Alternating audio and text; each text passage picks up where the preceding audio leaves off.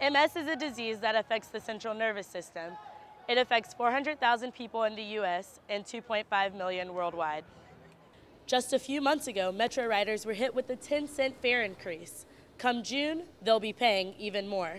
Caps made history on Wednesday night, but not the way they intended.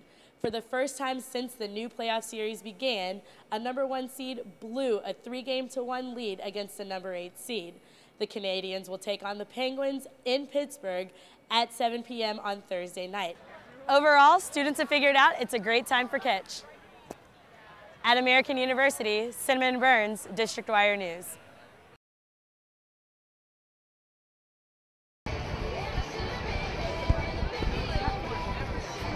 The color of the day was orange, and about 2,500 people gathered in front of the Canadian Embassy to gear up for the MS Walk.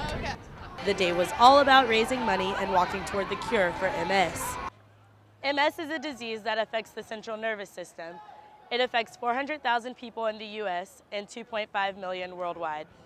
MS is unpredictable. So it affects how people move. It can affect your optic nerve, how people see. And many people walked for loved ones that are battling the disease.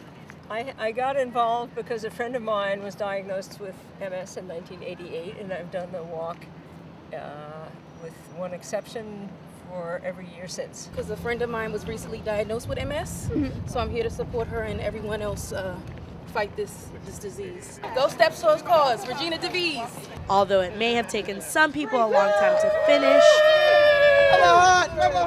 5 hours. Others finished the 3-mile walk with cheers.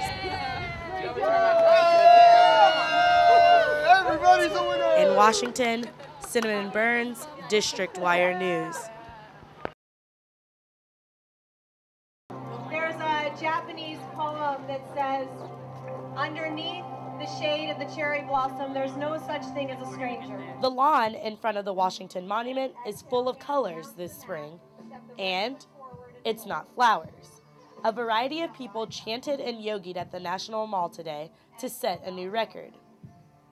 Lululemon Athletica is obviously all about community and bringing people together, and we thought this was a great way to do it. And what better time than during the Cherry Blossom Festival? So tons of people are already out. It's beautiful. There are flowers everywhere. It's really a celebration of our city, and we wanted to be a part of it. Lululemon was trying to set the new record by having 1,000 people practice yoga together in Washington, D.C. There's going to be people of all levels. What we're just going to do is an all levels class, very basic, including sun salutations, standing postures, seated postures. We'll do a little chanting in the beginning and the end, and that's it. We'll just have fun. The free yoga experience brought 1,700 people together to enjoy the community of yoga. It's the best way to start the day, and the weather got so much better while we were doing it, so it was good.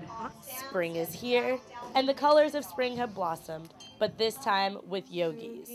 In Washington, Cinnamon Burns, District Wire News.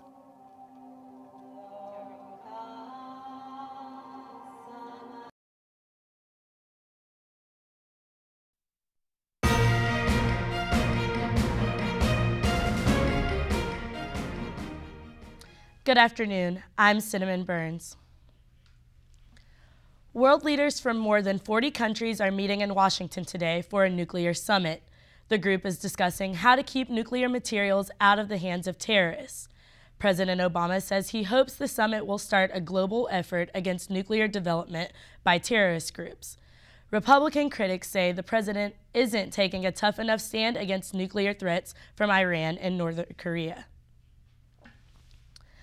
Elections in the Sudan are being extended for another 2 days. The Sudan Election Commission says it wants to make sure everyone gets a vote.